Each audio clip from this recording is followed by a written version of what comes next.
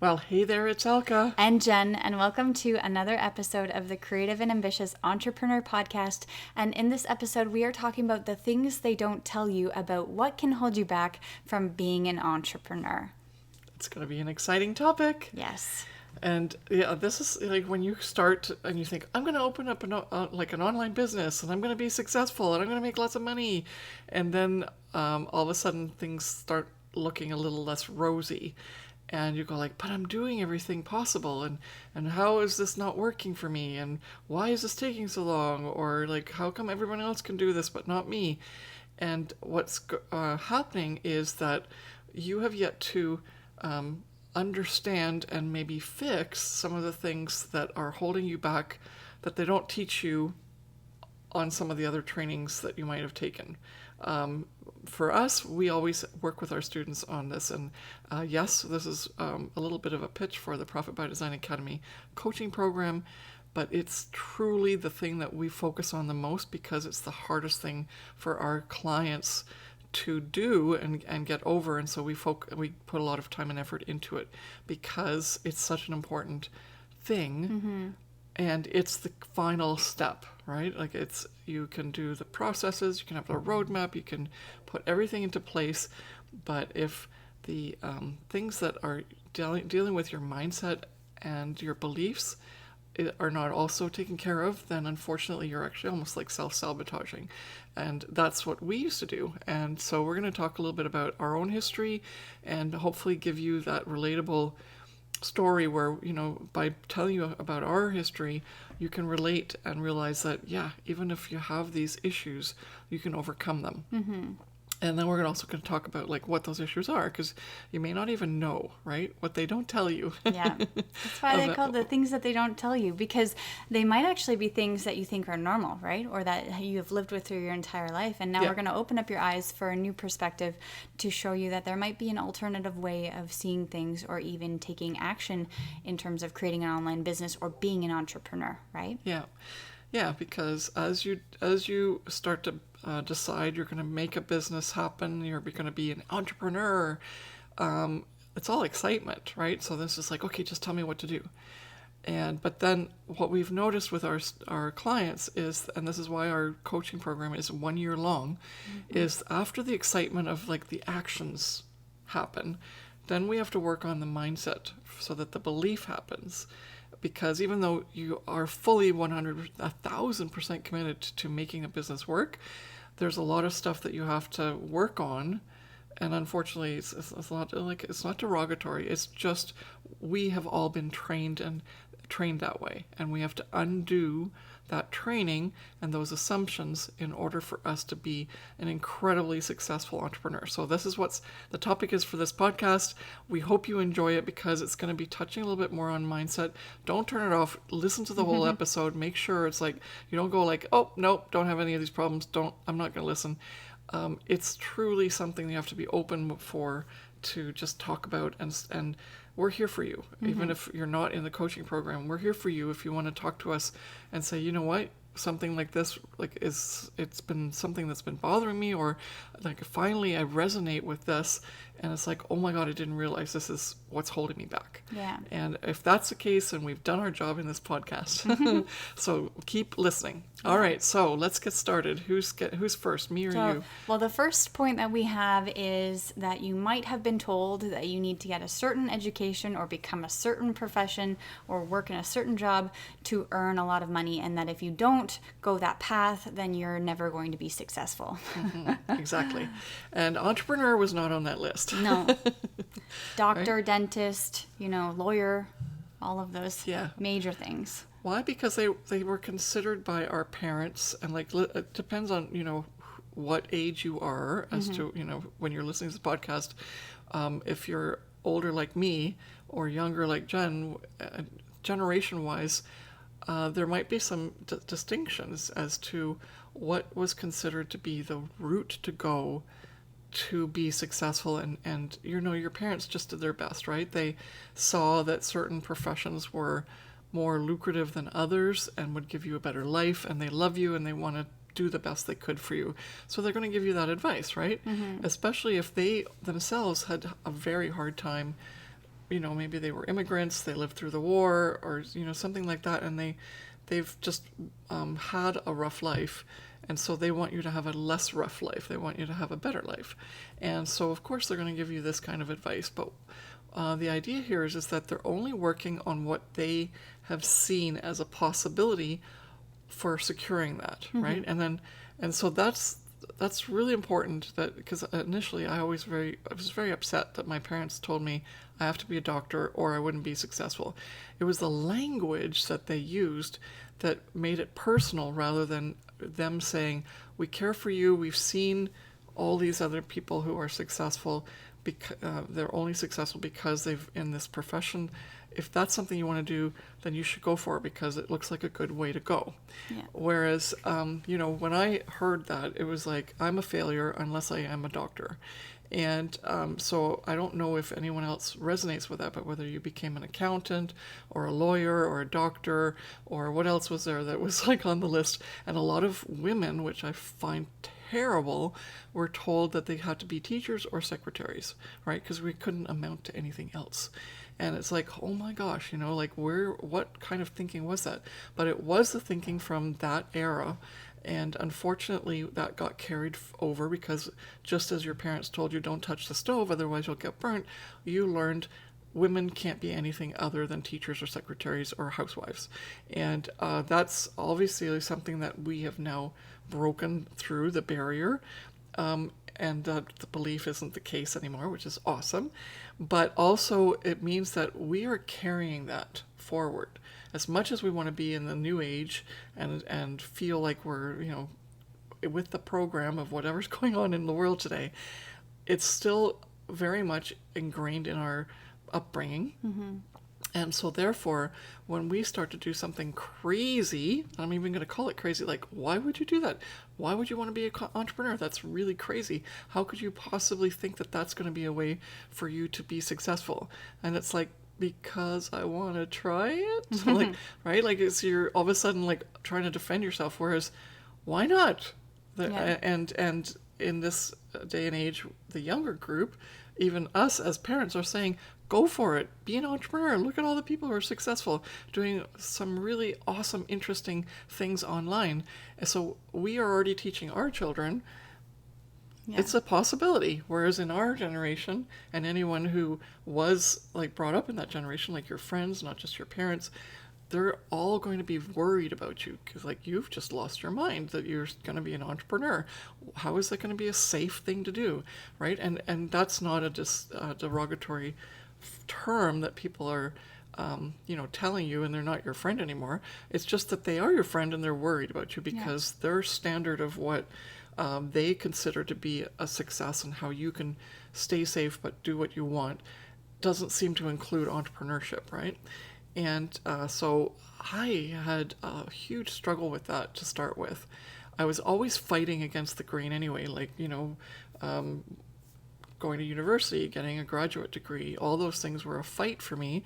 And then me being one of the 2 women or something in the entire graduate department that were getting, their PhD, always a fight, right? But it was always men against women. But the fight actually is deeper than that because the fight was I had to be a certain thing to be successful, whereas no, I can be successful at anything I want, including being an entrepreneur. Mm-hmm. I just need to know the tools, and I need to know how to do it, and I need a good proven process. And so that was something that I've always struggled with on a personal note, but now that we're teaching others, it's so clear that so many people struggle with that. And as much as they want to succeed, they think that's a great idea, this is still something that's just holding them back because they have yet to undo like 40 years of training saying over and over again, it's not going to be possible this way, and are you nuts? And of course we're not nuts. We're fine. We're beautiful human beings, and we have yet to get that validation that it's okay. This is a possibility for you, and it's a viable option to be an entrepreneur. You just have to make sure you have the fail-safe things in place to make sure that you're successful, rather than just a failure, which is why people are worried about it in the first place. Yeah, definitely. Okay, so does that help? Did I Well, Did yeah, I describe definitely, enough? Or? especially for, as you said, your generation and even my generation. I am much younger, obviously, than Elka because I am her daughter. But when I was in university, it still wasn't a thing. Like the internet had come out, yes, and we had, the basic options to search. I remember Ask Jeeves and all those funny things. And people were starting to make blogs online, and I think Google sort of existed, but it wasn't the thing it is now today. But people were still very hesitant in terms of like doing anything online. So even in my business school, because I went to university for business to become an entrepreneur, the entrepreneur way that they taught us was to own a brick and mortar store or to work for somebody else in a bigger corporation or a bigger company. And so And even then ultimately take it over or ultimately something. take it over, but you still had to work for somebody else and move your way up the ladder. And so for me, when we started our own online business, and this is why we've created this podcast and we have our Profit by Design Academy coaching program, because we teach people how to make money online with a platform called Zazzle. When we started on Zazzle 14 years ago, it was like this whole new world and reality that we didn't even know really existed, and we were very unsure. And that sort of ties in with the fact that we kind of were hesitant and we were holding ourselves back probably from actually giving it our all at the beginning because we didn't know any better, because no one actually ever taught us how to be your own boss. You always learned how to work for somebody else, or as you said, move up the line or the ladder to get to the boss position, but you had to start down at the bottom, right? You had to work your way up. And so when we first started our own business, it was sort of like this freeing freedom that we had. First of all, no idea. We were probably scared to bits for like failure or whatnot, but we had no guidance. And that's why we're providing guidance now to our clients to show them that it is possible. And to you. And to you. But it was a whole new shift in our thinking, right? And what was happening was that Elka's parents, or even the society that we were in, and even my schooling, they were holding that mentality of working for somebody else was holding us back from actually having the courage to even start or think about what we could do going forward as an entrepreneur, because being an entrepreneur wasn't a thing really. Yeah. It was more so like you have to be Risk. somebody it was a risk, or you have to work for somebody and get to the point of being your own boss or being a boss of others. You couldn't be just your own boss, right? Yeah, I think also the mentality was that you can't be an entrepreneur if you don't know how to do it, because everything in terms of how you got to a different job or different way of making money, i.e. like jobs like lawyer, doctor, business owner, whatever, you had to train for it, you had to go to school for it. And then all of a sudden now you can be an entrepreneur today. Yeah. Right? And it's like, wait a minute, like, don't I need like a business degree or like some training in whatever the topic is that I'm like, if I want to be a baker or whatever, like, so that's the really important part, is that we keep thinking we still need more training to be a successful entrepreneur. Now, yes, it would be really good if you got training to speed it up and to have coaches to help you as you work through your own business. But really, you can start a business now and just go for it. And one of the things that they don't tell you is that you don't need to have that worry that you're not qualified enough, right? That you're not educated enough, and that that's another big thing, is like, oh, I don't have a degree, so I probably couldn't like compete. Yeah. And it's really hard to get that out of your head, to realize that you can do it. You just have to learn what you need to learn in order to make that business successful, right? Yeah. And that's, again, so open now. Before you had to pay money, go to university. Now you can actually learn with online courses. Which I've done. I don't actually have a degree. I dropped out in my second year of university for business school because I didn't enjoy the path that I was going on, and I actually wanted to focus on having my own business. And my business degree was teaching me how to do, economics and calculus and all of like the back end nitty-gritty stuff that I just couldn't understand. And so I decided to focus on my own business and actually teach myself and learn online and take video, like go onto YouTube, search, do all the things by myself. And pay for courses at that you point, can do online. At that point, they were just starting to come out with courses, and that's why Elka and I actually Elka in the beginning decided to make a course to help people, because there was nothing really available to show people that they can actually make something of their own, and they don't need to have a business degree or have specific training or anything like that. So, yeah. So just remember that, like, that's something that's going to hold you back if you have that, and you may not even know that you're thinking that, but once, because of what we just told about each of our histories, maybe you realize, oh gosh, that's actually what I got told. This is how I have to be in order to get X, or like be successful. And it's not the case, right? Like, this is now like a really wonderful time to ever be alive and want to be an entrepreneur, and the barriers to entry are a lot less. And so it's really exciting. All right, so what's the next point that The we have next written one down? is working. Well, we talked about working for somebody else, but also working a certain amount of hours to get a certain amount of dollars, right? Yes. And so a lot of us have been conditioned to go into work at 9 o'clock and get out at work at 5. So this is a 9 to 5 job, and physically go into the office, and you have a set amount of hours. You either have a set amount of money you earn per hour, or you have a salary, right? Yeah. And so we're very accustomed to that if you put in the work and the time, then you get that amount of money. And being an entrepreneur, it doesn't actually always equate to that. You can either work really hard and make a lot of money, or you can actually work very smart and also make a lot of money. And you Or don't you can have work to. very hard and not make any money. Yes. Very hard, but the wrong kind of hard, not the right kind of hard. Yeah. And so a lot of our clients who have been conditioned to that 9 to 5, custom, right? They are blown away by the fact that they can work a certain amount of hours on their online business or as an entrepreneur, and that those hours that they put in can actually fall over and have like a snowball effect and work for them in the future when they're not actually physically working right now, for example. So let's say I make a certain amount of products online right now. Those products will potentially sell for me months from now, years from now, and maybe even decades from now. Elk and I, when we first started our business on Zazzle almost 15 years ago. Yeah, what is it? Since 2007, basically. 2007, yeah. We made products. Some of them don't sell today, but some of them do sell today. And that's 15 years later almost, where the hours that we put in 15 years ago are still working for us 15 years later, which is amazing. And so a lot of people who are accustomed to that 9 to 5, I put in my 40 hours a week, they don't understand fully that mentality is actually holding them back from becoming an entrepreneur, because they're so stuck in the mindset that they have to physically be working to get those dollars earned, right? And as an entrepreneur, you have to have that mindset shift where you say, okay, I'm going to work smart and take specific action steps and put them into my business, so that going forward, I build something for the future and I don't always need to be physically working for that money earned. Mm-hmm.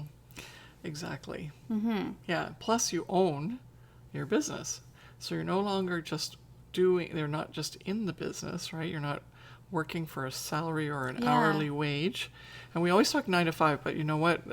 If you're listening to this and you don't have a 9 to 5, but you're still working for money based on an hourly rate, whatever that may be, then you can really feel and like resonate with this, right? You're like, gosh, I have to get out of bed or leave my house because I'm doing something, and I have to physically be somewhere to be working to get that money, or I have to take time out of my schedule to do. Even if you're working online and you're working for someone and they're paying you because they're paying you by the hour to get a certain job done, then you're still working for that. You're trading your time for the money, right? Whereas when you're doing it with a business model like the Zazzle platform, where you can build up your inventory year after year, then you're no longer that just takes away that hourly assumption, right?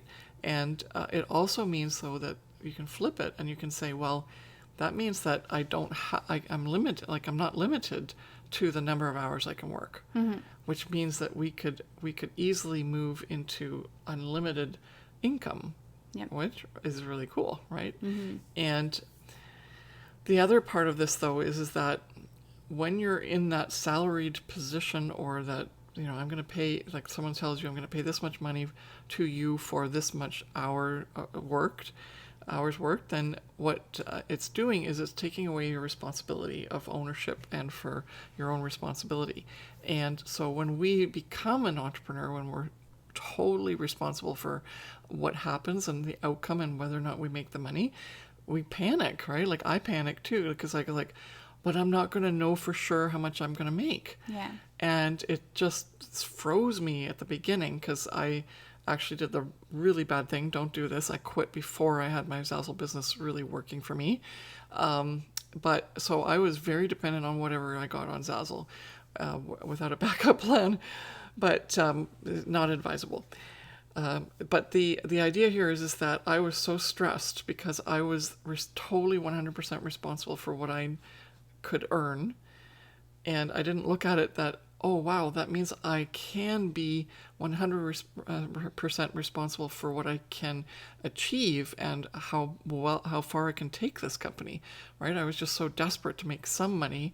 And all that old mindset of like, you know what, if you're working for someone, you'd get paid. It'd be safe. It'd be awesome. But it's not true. It's not safe when you're working for someone else. They can fire you any day. Something crazy can happen like COVID and your job becomes obsolete. There's so many things that we believe is secure that are not secure, right? And so by bringing those, that whole, I'm getting paid because I'm working for someone, or I'm giving in those hours and someone told me that they pay me for those hours, we have to take that mindset away that that's safe, first of all. And then secondly, we have to get that mindset out that not only can we work less hours and still get paid even more, but we don't have to work those many hours to get paid what we think we should be getting paid.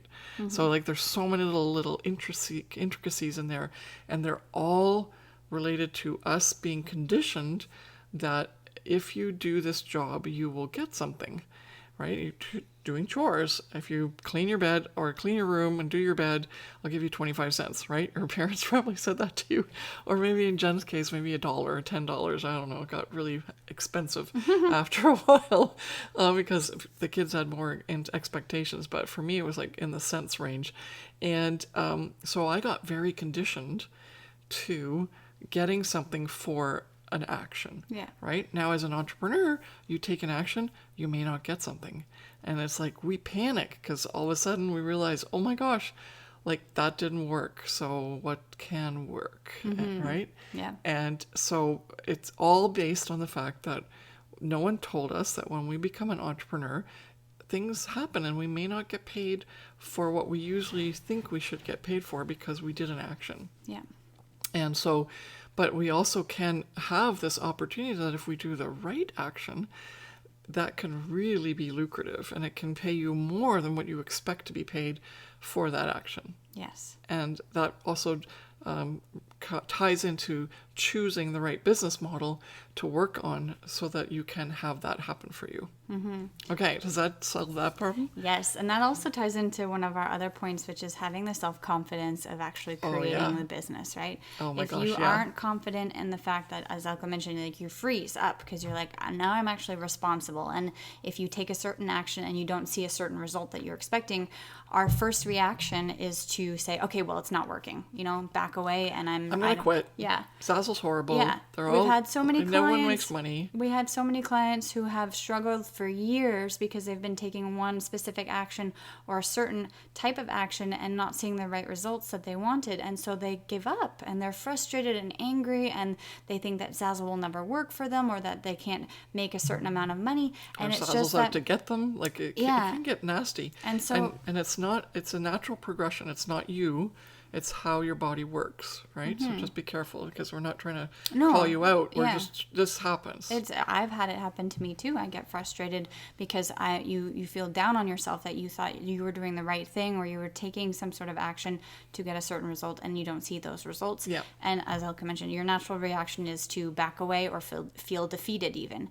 And those are things that definitely hold you back, is that you have to have the confidence in the fact that you are able to do this, that maybe if you make the wrong decision or take a certain action step and it doesn't give you the result that you want, it doesn't mean that you're not doing the right thing. It just means that you have to change the way you're doing things or learn a little bit more or implement something in a different way. It just means you're still capable, but you have to do something that's going to get you the result rather than what you're currently doing, which is clearly showing you that you can't get that result from doing that action. And when we talk about confidence, it's a very touchy subject because I definitely have self-confidence issues. I've had self-confidence issues forever, and I work really hard on making sure that those confidence issues don't, create something within my business or affect the way that I take action steps, because you are your might own. Be paralyzed by a decision, like because or influenced by your decision, right? Or what's happening to you and how you feel about lack of sales, for example. Yeah, well, you're also your own worst critic, right? We take the time to actually criticize ourselves much more than anybody else, and we as empaths and creatives, right? Yeah. And so when you have those confidence issues, as I said, it's a very touchy subject. So maybe this is actually, touching a heartstring right now, where I'm saying maybe you have confidence issues, but you have to be confident in yourself, because if you want to become a successful entrepreneur, you have to make sure that you just own it, right? We always tell our clients, like, fake it until you make it, or actually take the action steps, believing in that you can do it, and don't think about how you're incapable of doing it, because if you let those negative thoughts or feelings overwhelm you, then you're never going to be able to take the next step and change the way you're working and actually improve. And so if you can take that to heart and not be offended by that, then that's really important, because confidence is key when it comes to becoming an entrepreneur. Yes, confidence is key. Yeah. And then it's, what else we want to, like, also, you know what, it's, you have to have the confidence, because we've got that here as a note. I just want to make sure we don't lose it. But you getting paid does not mean you're good, right? You're always good and you're always capable. It's just that you have to switch how you feel about getting paid. It's not related to your worthiness. Yeah. It's actually related to you being paid for a service that you've done, right? You're serving someone when you're selling on the Zazzle platform, for example, or if you've got an online business that's not Zazzle, whatever it is that's the person's paying you for, they find it valuable, right? And it's valuable for a reason. It's because you're providing them a service, and they're willing to pay you for it because they find it valuable, and they find it valuable for the amount of money that they're paying you for, right? Because you kind of wonder, like, there's some coaches that they'll charge $100,000 for X amount of time to coach someone, and then if that person feels that that's going to be worth it, they'll pay that. Whereas for me, I think that's a lot of money, right? But that's just because I don't find the value in it, because someone hasn't convinced me yet that value is there, right? And so we have to remember that this paying aspect of it, and then that's the whole thing, right? You as an entrepreneur, that means you are doing something unique and different on your own, and you are going to receive a payment for that valuable service that you're providing, right? So the money is definitely there, but it cannot be related to you specifically being good at what you do, right? And that's where we have a disconnect on the Zazzle platform, because we are posting our creative works, and so when people don't buy those, we take it personally. And I think that's one of the big things that I learned as an entrepreneur, which people don't tell you about, but held me back for a long time, is because I started thinking that if I wasn't selling on Zazzle, that meant I wasn't good enough to sell on Zazzle, and that my stuff wasn't good enough. Yeah. And I really took that to heart, and I really worked myself up into a frenzy about that. And all it did was paralyze me, make me stop working on the Zazzle platform to create and build my store and my business even more. And it was only once I stopped that feeling and said, hey, look, this is unrelated. Those two are separate things. The only reason you're not getting paid is not because you're not worthy.